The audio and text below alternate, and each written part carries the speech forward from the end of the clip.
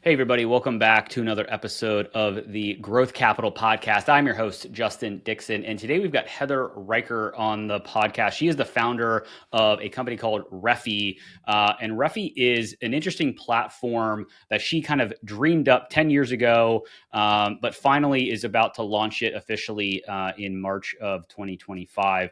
The platform effectively is more of a verified review of products by verified experts. So not getting all of the social media slop by influencers, but you're actually going to get verified reviews and verified experts talking about nutrition, fitness, and the list goes on and on. So we talk about her journey from having this idea and then taking her 10 years to really get it to the point where she was ready to launch and really go full bore about a year or so ago.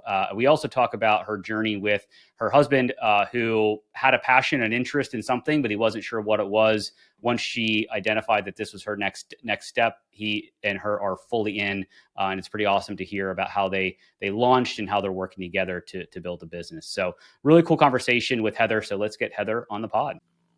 Interested in hearing conversations with private equity leaders, CEOs of private equity-backed companies, and startup entrepreneurs where they share their stories about their career journeys, starting, investing in, and scaling successful businesses, and the important role that having the right talent plays in building a successful business, then you are in the right place. Welcome back to another episode of the Growth Capital Podcast. Here's your host, Justin Dixon.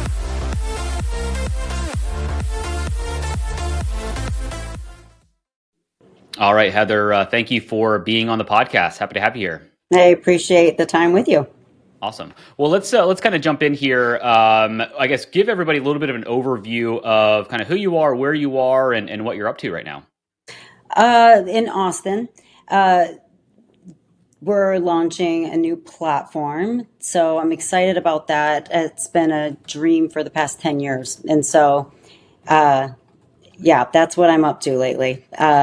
But other than that, just trudging away at that work right now. Got it. So talk a little bit about kind of this idea that you had for 10 years, and then what is your company, and maybe where are you in the life cycle of the company? Yeah, 10 years ago. So let me get a little backstory because it's all part of the journey, and then it all pieces together and it makes sense.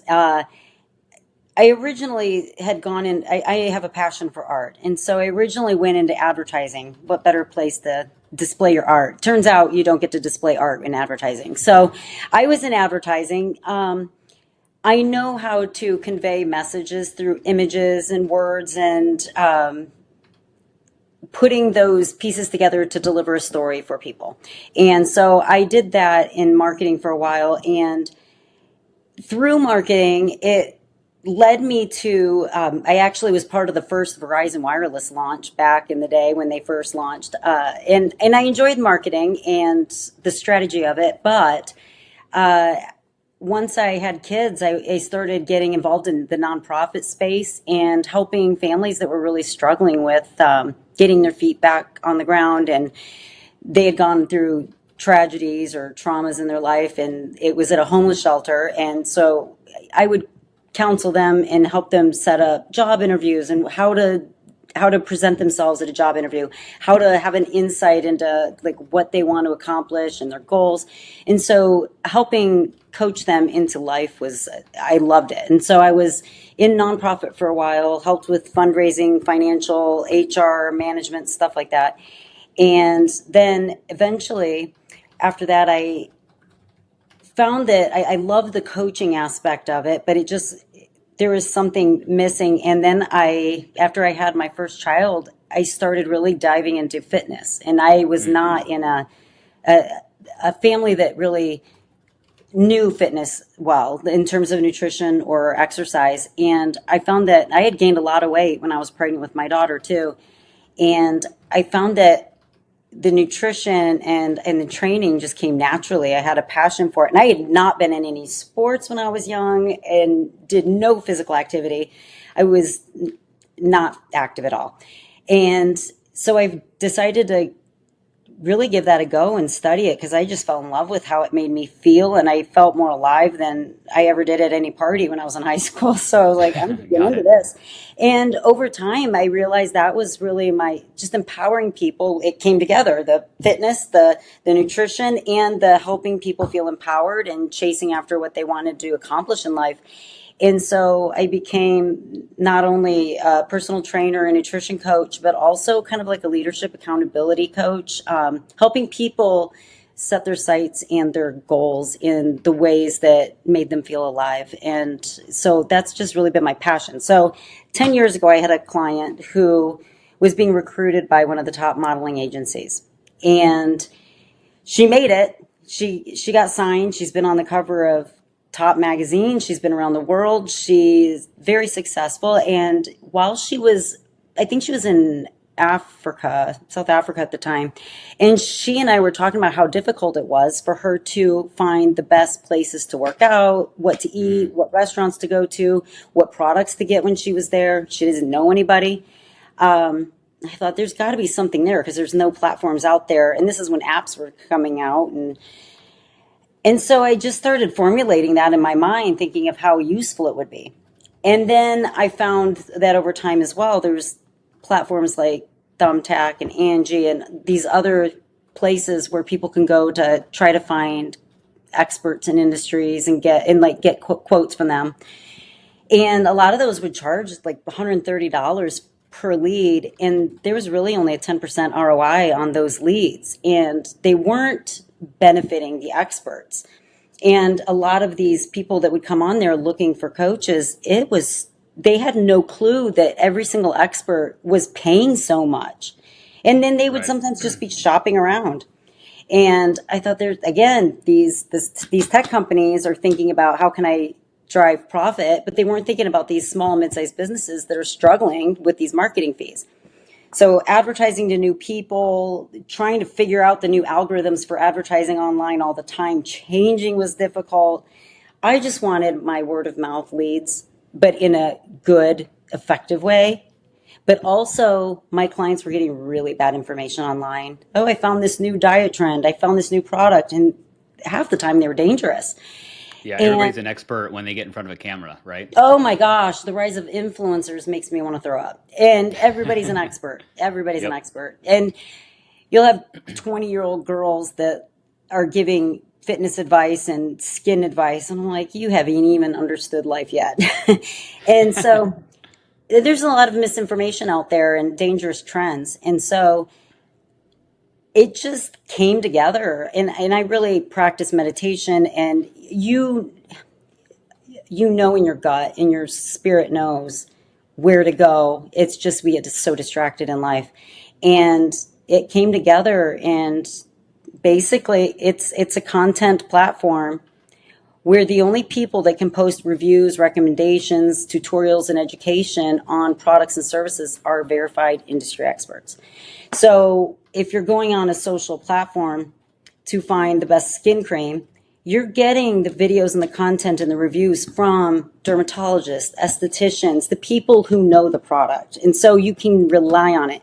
But besides just expert content, it also integrates your social connections. So if I want a good dermatologist, if I find a dermatologist on there, I see that already 6 of my close friends and family already trust that expert. So now I know I can trust that expert. So not only does it give you verified experts, it gives you the connection of your own personal network that you trust and combines them. So if you're looking for skin cream, you type in skin cream, you're getting all the experts in that category and the people you know personally that trust those experts.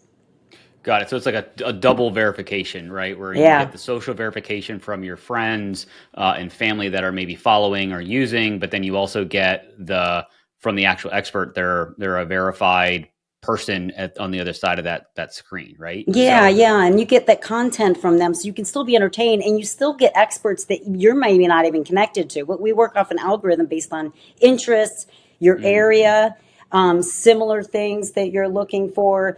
But if you are looking for a dermatologist, you're new to an area, you don't have any friends and family that recommend any dermatologist in that area, it can still collect the dermatologists in your area that are the most trusted. And so you can still find experts you trust. We still import all of those people, but you just don't have that personal connection yet. But the second you find one you trust, you mark that you trust them, and now everybody connected to you sees that you trust somebody, and now they know where to find someone. So it's an easy way to have that network effect build on itself.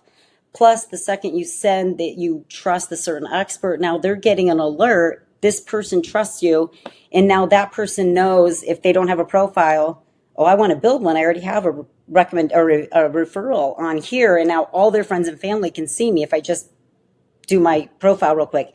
And we Right. can integrate all your information and your social media feeds, so you don't have to upload everything all over again. Got it. And so I guess first kind of question, I guess, where are you in the journey? Because obviously this has been a 10-year kind of journey for you to kind of go from kind of this ideation, and now you've got Refi, and I guess is Refi out there in the world for people to use, or where are you in that part of the journey of launching the business? Yeah, I put it off for a lot of years because it's an expensive thing, and I just Yep. had that fear in me. Over time, that nagging, like, nope, this is for you. And every time I thought somebody's going to launch this, and why did I feel scared? Because that's actually what I wanted to use. And so I thought it's because it's mine. And so finally, I just took the leap. And so it was August of 2023. We started. My husband and I both finally just put everything we had into it and found an amazing development company that's full stack in design, branding, tech build, coding, everything. And he's amazing here in Austin, Walden Media Group, and they've built it out. So starting in August 2023, there have been holdups due to API integrations with Google and just the typical tech setbacks. But we are right now in the alpha testing. So we're testing it out. I have it on my phone, bringing it up on my phone for the first time. It was like tears in my eyes of like, this is what I've been dreaming of. And, Yeah. visualizing it over and over every morning, and it's finally in front of me. And it was exactly how I envisioned it so many years. And I love it. And we're right now testing it, and then we're going to be launching beta here very shortly. We're finishing up with that API integration. And then we're doing public launch beginning of March. And so then it'll be available to everyone. And so Yeah, there's a we're couple close. things I want to, there's a couple things I want to kind of tease out of that, because I think, you mentioned that this has been a 10-year journey, right? And you Yeah. had fear that you weren't, was this the right move? Do I go all in? And, when you become an entrepreneur, whether you're starting a services business or a tech business or a manufacturing business, there's a mental hurdle you've got to get over to start a business, right? There's a lot of inherent risk behind it. I guess, how did you kind of get or change your mindset and kind of get to the point where you were like, no, I'm going to go all in. And this is the direction that I'm going to go with my life for, at least the foreseeable future. Like, how did you kind of get to that point? It was an obsession for a long time. And so I knew, people die with regret all the time for so many things. This would be the one thing I would die with regret for not doing. And I knew that if I am on my deathbed, I can just I went for it. Like, even if it failed, I'm not dying with regret, because I now will never wonder, but what if I would have done it? Like, what changes could I have made? What could have been accomplished if I just did it? And so now, even though it's not even launched yet, I just feel so confident that I like jumping off a tower doesn't even sound scary anymore. Just risking your whole everything to for something that could completely humiliate you one day to the public. I'm very proud of myself, and I do not regret taking that risk, no matter what. But it was the nagging on my heart. We all have that instinct of knowing what we're supposed to do, and it has been a journey throughout it, because, like, people ask me, what do you wish you would have told you? What do you wish you could have told yourself at the beginning, or what would you tell yourself when you were little? Nothing. I would Oh, not interesting. warn myself of one thing. I would not change one thing, because it's all led me to where I am right now. Mm. Every stupid decision I made, every crazy thing I decided to do and it failed, I wouldn't change one damn thing because I would not be exactly where I am today. And I actually am so grateful for the times that things were like bad or things like even like meeting with an investor and it just completely tanks. I botch it all up. I don't regret those moments because you learn in the bad things. You don't learn when everything's good. I Yeah, mean, you do, but you don't really like you do when things go wrong. And so it's the best lessons or the bad things that don't go the right way. And so I don't take those for granted and waste those moments to, all right, what did I learn in this? And how can I grow from it? yeah, no, I think you can learn a lot in failure, and that failure could be, to your point, a bad meeting. You just kind of Yeah. botched the pitch, or it could be, your business fails, right? There's a Yeah. lot of opportunity to learn, and it's all about what you do next, right? Yeah. And kind of move forward. The other thing I wanted to pull out, and it kind of resonates a little bit with my journey of going out on a limb, starting a business, and having a very supportive partner, a life partner, support you in that journey and be along with it. So how did you and your husband kind of, I guess, set yourselves up to kind of go all in this business? Like, I'm just kind of curious kind of how the dynamics worked as you started to get more into, oh, this is going to be something that we do. This is going to be our focus. Like, how did that go? That was magic too. He's my second husband. And the thing that really drew me to him originally was just he had this drive to just always Mm, just try to do better. And he wasn't like, the people that just kind of let things happen. And he was like, I'm going to make things happen. And so he had said for a while, ever since I met him, just he's in the oil and gas and he's a corrosion protection engineer. So he works oh, on like when they're putting in new pipelines or leases for oil or new electrical towers. He does the environmental protection of the ground and the whatever. It's complicated. Anyway, he knew that wasn't his life purpose. And he had said, I know there's something else for me on a big scale. I'm supposed to make an impact somewhere. I just don't know what it is yet, but I'll know it when it comes up. I just don't know what it is yet. And so he knew I was doing this on my own, trying to find a co-founder, trying to build this all out on my own. I was doing all the little things that were silly mistakes, but I'm grateful I did all these little things for a few years, probably like 4 or 5 years. I've been tinkering with it, putting it together. I have a file this thick of every page of the app drawn out.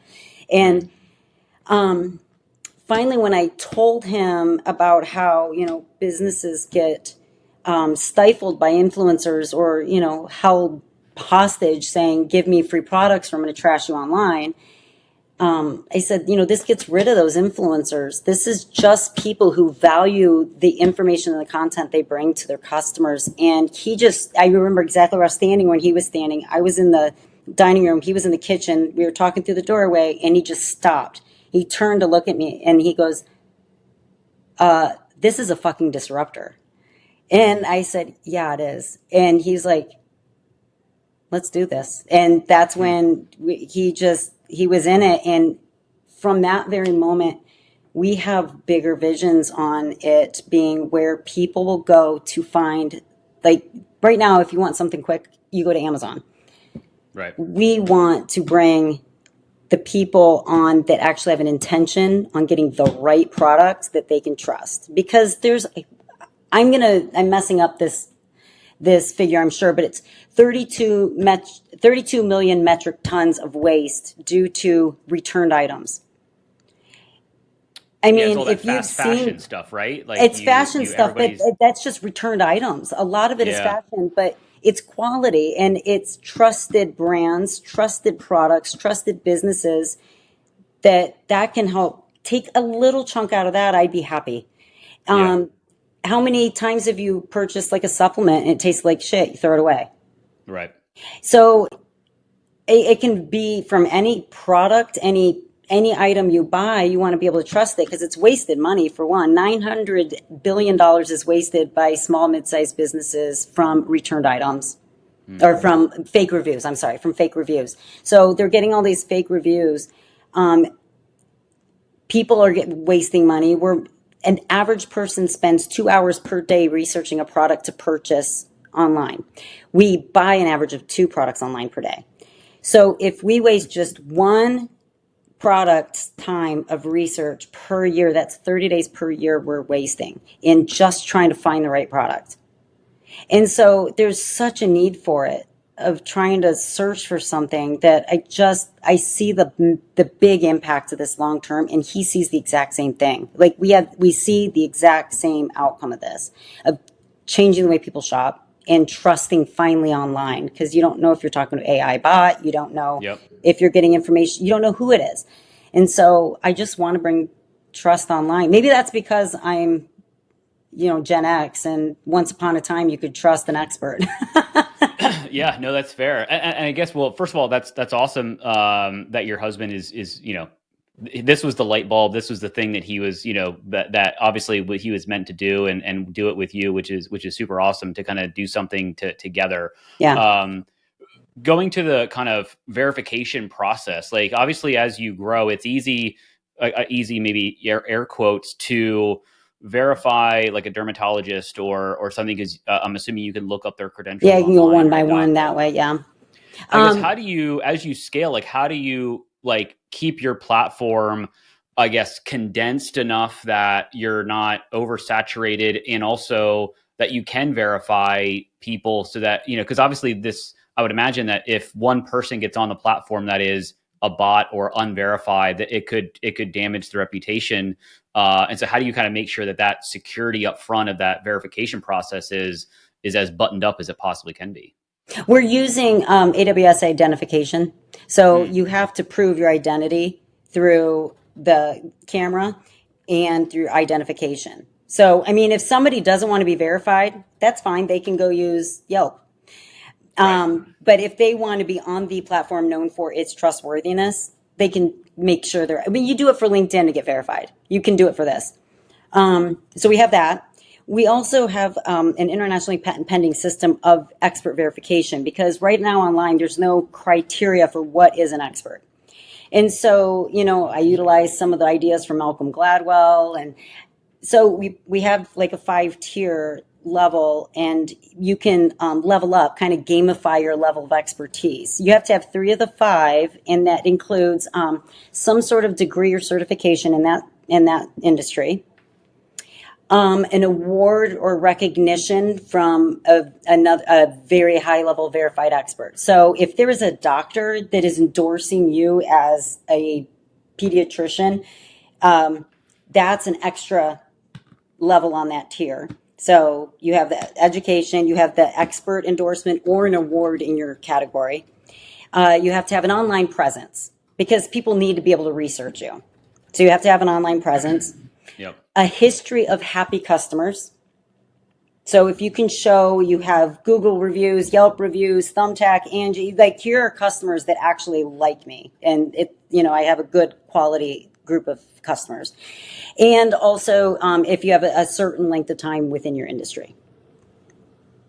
So there are That's some, super interesting, yeah, because there's some people that don't have degrees or certifications. You might have a master woodworker. He doesn't have a degree in woodworking, but Yep. he has 30 years behind. He has hundreds of people who rely on him and trust him. He has like furniture makers that are like, this guy is the best. Clearly, he's an expert. So he Yep. doesn't need that degree or certification. But there's different categories. But right now we're focusing in wellness. So Okay. I was usually going to that ask kind comes of with what certification. your area of focus was, because obviously, to your point, you just mentioned like some people are experts but they didn't go to school, they don't Right, have all these things, so they can still get certain levels of verification eventually, right? But right. health and wellness and fitness, you tend to need certifications Yeah. unless you're a 22-year-old influencer that lifted a barbell once. Ding, ding, So ding. yeah. And I Yeah. guess, just, I hate to get down in the rabbit hole a little bit, but like from a content perspective, are you, once somebody's verified, let's say I'm a nutritionist and I'm certified, I've got, articles and all this stuff, and so I hit your criteria. Um, but I've got a really awesome like Instagram, uh, account. And so Mhm. do you integrate with other social media platforms, Yeah. or as a person that's verified, do I have to create content specifically for Refi essentially? Yeah, you have links to your social media on there. So if you have a TikTok account, which I don't know, nowadays people are like up in the air with that, but Instagram and stuff, you can integrate that in with it so you can post and it will be on that. Got it. Now, also, I did forget to answer the other question. Yes, as we build, it would be easy to go one by one to verify these experts. We have API verification, like third party verification systems, and APIs from different companies that have the database of people that are verified in certain, like in certifications or degrees. So that's automatically integrated and brought in. So we can instantly verify that they're that. We have, quick instant verification of their identity. And then we have their ability to upload those other things so they can get that right away, temporary expert profile. So it will say anonymous for just a couple days because we don't want people to not post while they Yeah. wait. So they can start posting, and then the moment, which might be only like 24 hours, once that verification is complete, all of a sudden now their stuff is showing up and now they can continue actively using it. But it's going to be a quick turnaround. Got it. Interesting. And then I guess, how does your business make money? We are freemium, so everybody can use it for free. Like Got experts it. that are wanting to get leads from people that they don't have to pay for leads ever again. Businesses don't have to beg customers to leave reviews because now customers just mark that they trust businesses and experts. So asking for reviews is a pain in the ass, but it's freemium, so everybody can use it. But there's the Expert Plus and the Business Plus, and with those, it's $19.99 for experts and $39.99 a month for businesses. That is it. And what they get is that social media integration. They get data analytics on those that are trusting them, where they're, the area geographically where most of these people are coming from, what the common searches are. So they get more information on those people that are trusting them. They also have advertising access, and we're having advertising on it, but it's only for small, mid-sized businesses because right now it's hard for small businesses to compete against the big companies online. Mhm. But this is a platform for them. And so the advertising access, if they don't have the plus, they can't have access to advertising. And then we're going to build in other perks for them too, like highlight expert of the month or stuff like that. Got it. No, it sounds fascinating. And so you said that you're launching this, trying to launch in March Yeah. of this year of 2025.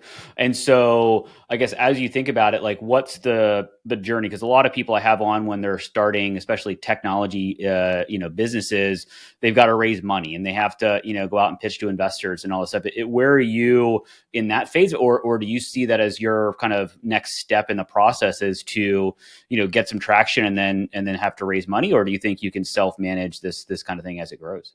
Ideally, I'd love to bootstrap the whole thing and not have to worry about bringing investors in. However, yeah, we have raised friends and family and angels in this Okay. process so far, and also a lot of self-funding as well. So we're at about we're raising about 800,000 to get us to the milestone of being self-driven in terms of revenue. And at that point, we're raising 800,000 and we're close to 300,000, right about that, in so far committed. Got it. So we have Awesome. 500,000 left to get us to being, ideally, we want to be self-funded at that point where we don't need to keep going after more investment. However, if we're growing so rapidly and we really need to build that infrastructure, then we'll go with another round. But I want to bring as much return to the first investors as possible. And it also protects our vision and the vision of those who believed in it when they didn't have proof in their hands. I Yeah. want them to really to be able to get rewarded for their faith in us. Yeah, and the more money you bring in, the more investors you bring in, especially the more sophisticated ones, they're going to want to have some say in the business, right? And what happens, how it grows, where it grows, et cetera, et cetera. And so for you to keep it the way that you envision it, if you can bootstrap it after this kind of initial funding round, that's the safest way. But yeah, it sounds like you've got an awesome team, and you're kind of growing it from here, I guess. If somebody is sitting and listening to this, and maybe they've had the same nagging kind of feeling for the last, year, 10 years, whatever the time frame is, but they're maybe a little bit of more risk averse and not, ready to take the plunge. Like what kind of advice would you give somebody? I know you wouldn't change anything in your journey, but what kind of advice would you give somebody that is sitting here being like, I have this idea and it's like been gnawing at me for a year or two. And I felt that way before I started my business. But to take that plunge and to start the business and actually just go after it. I've brought this up to other people before, and I said, all right, if I came up to you and said you were never allowed to chase that, how would you feel? And then I said, okay, now what if I told you, give up everything else and chase this? How do you feel? Weigh those two feelings out. Yeah. And that tells you everything. You know what you want to do. And like, do you see yourself like 60 years from now going, what if I would have done it? But you don't want to live with that. But our intuition tells us a lot, and if you want that confirmation that that's the area you need to go, just ask for that. Just put it out there and say, you know what, give me some signs that this is the direction I need to go. I highly recommend people do meditation. And even if you want to go from a very, very non-spiritual end of it, meditation gets you out of your amygdala and puts you more in your prefrontal cortex so you can think more clearly and less stress driven. So it actually gives you clear sense without the fear-based stuff that has been entrenched in you over the years from other people, the news, and everything else. Just get out of that space and just calm yourself, control your breathing, and just get in that space. You know what you want. Most people know what they're saying. That's why hypnosis works, right? It's digging into that space that's not being hijacked by fear and all that background noise. So it's just sit in it for a while and just ask for, hey, I believe heavily in quantum physics, and that energy is like the proof of just thought theory, how that can cause changes miles away. Just put that thought out there and see what comes back. And if you need just one extra little step, just ask for, right, what's the next step? See what happens. Give that a shot and see what happens, and then tell me some things didn't pop up. Yeah, no, it's funny. I fall into and out of a meditation practice, and whenever I get back into it, I always feel better about it. Even though I'm not really good at it, I don't think. Like, there's no such thing as being bad at it. There's no such thing. But I do think that there are things that I've kind of said to myself and said to my wife, and I'm like, I'm really looking for this, and then you realize, oh, why I had it and I just didn't see it, or there's people that enter your life, and so some people call it whatever you want, but it does work. It doesn't always work as fast as maybe you think it should or want it to, or it looks different. That's right. Exactly right. Yeah. You may have this like perfect picture in your brain of what you want, and then it comes to you differently, and you're like, oh wait, that's actually kind of what I wanted instead, or or better. So it's usually better, exactly. Or the same. Yeah. No, it's very. And the other thing though too is like, and back to the investor thing, like I welcome as much information. So investors come with like big ideas, like here's a great idea. If it resonates, hey, I'm down with that. I'm part of a couple founders networks too. And the stuff you learn is amazing. So, but to that meditation point and knowing to go after things, meeting with the right people too, you start noticing that the right people come into your sphere.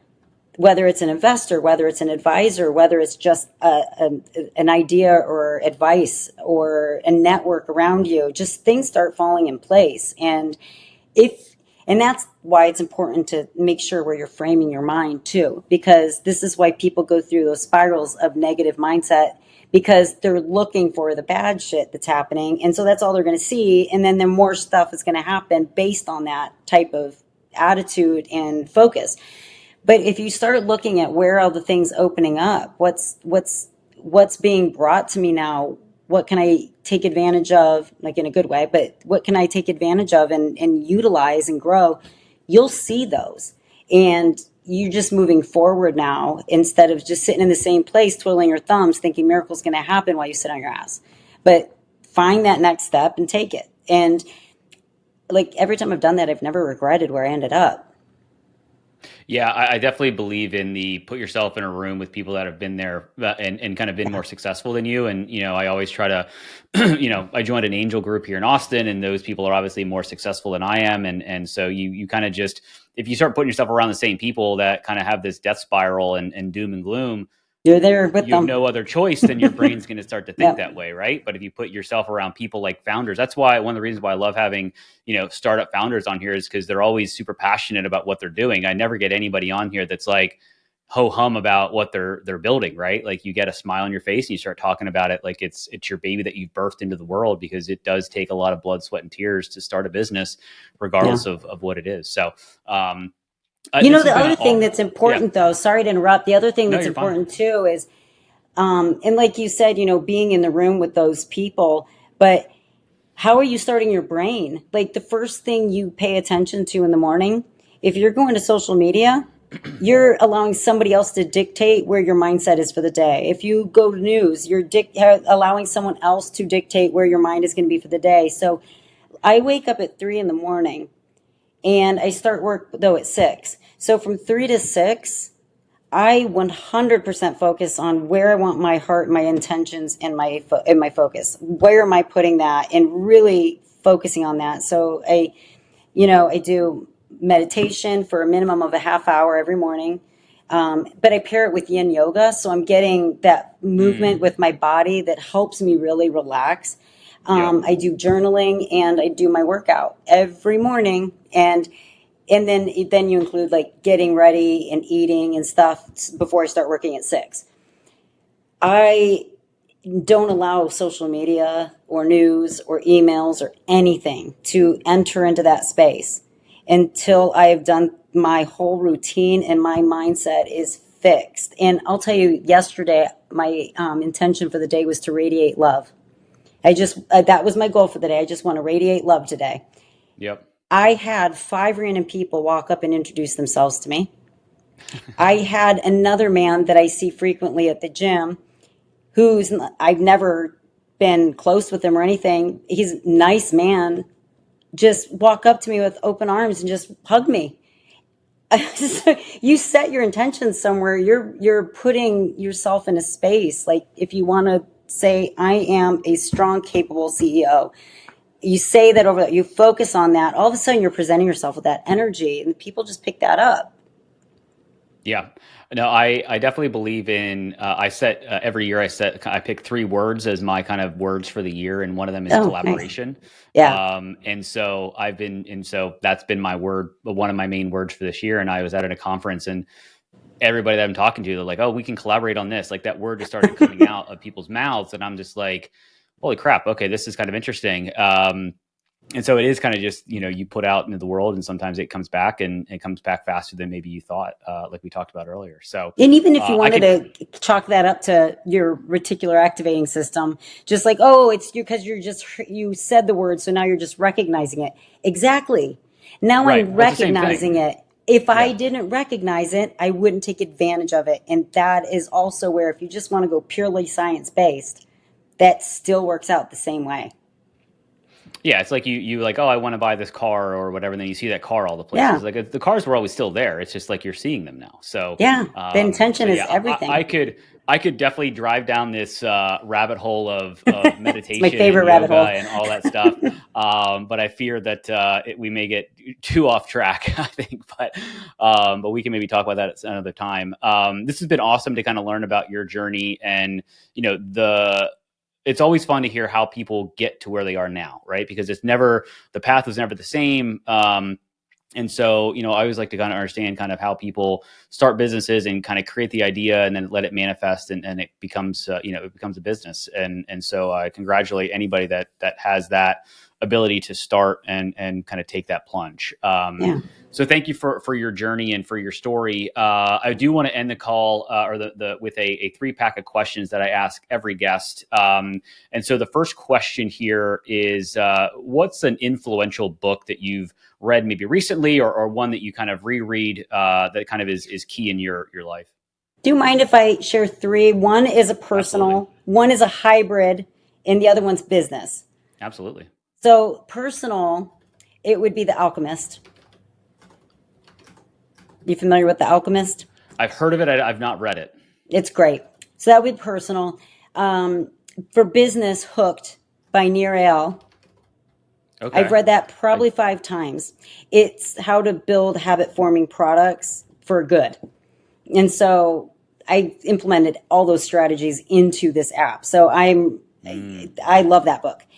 And as far as a hybrid, 3 Simple Steps by Trevor G. Blake. Okay.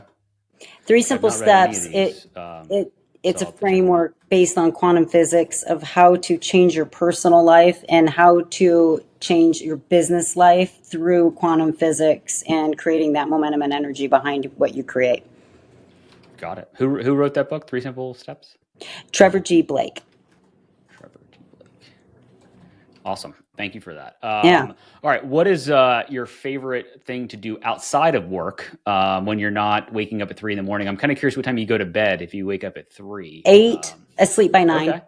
So I get 6 hours. Too much to sleep, I'm tired. Too little sleep, I'm tired. So 6 is my magic number. Well, I love working out. I've done it for a long time now. I love working out. I love being outside and in nature. Outside's where the magic happens. But I love puzzles too. Jigsaw puzzles. I just love putting things together. But I think it's also cognitive scaffolding. It helps you kind of compartmentalize all your thoughts and feelings and stuff and just kind of recalibrate and calm. So I love doing puzzles. And then there's another thing, but I don't think this is that kind of podcast. Fair enough. Fair enough. I do like the puzzles or some type of game where you have to be fully engaged, because then your brain is not like, you're not like watching TV and looking at your phone and also thinking about what you should have done that day. You're like, nope, I have to be engaged in this activity. Yeah, you can forget about all the stuff that you were trying to work out in your mind. It just silences it for a while. Exactly right. Awesome. Last question here. Favorite vacation spot? Puerto Vallarta. Okay. My husband and I got married on the beach there. We just love it. It's got a nice, it's tourists intermingle with native Puerto Vallarta residents, and it's just like a hometown feel. We love it there. Got it. I've not been there, but I will. I love it. We've been several times. We want to one day have a house there. Oh, got it. Fair enough. Very cool. Awesome. Well, thank you for kind of being on the podcast, sharing your story. If people want to reach out, learn more about the app, more about your journey, what's the best way to connect with you? I'm on LinkedIn, Heather Rhyker, Rhyker. I am on Instagram, Heather Reffy. I can be emailed, heather@Reffy, REFFYY.com, or check out the website and reach out that way, Reffy, REFFYY.io. Awesome. We'll have all that stuff in the show notes so people can reach out. Heather, really appreciate the time. Really awesome story, and good luck as you progress into March and launching and all that fun stuff. So thank you very much. Yeah, and maybe when I get acquired for $4 billion, then you can have me on and I can finish the story for you. That's exactly right. I would love that. We'll set a date for maybe 2 years from now. I think that'll be enough time. My goal is 2030. Okay. Fair enough. Well, then we'll set the date and we'll chat in a few years. Thank you. All right. You have a great day. Thank you. Thanks.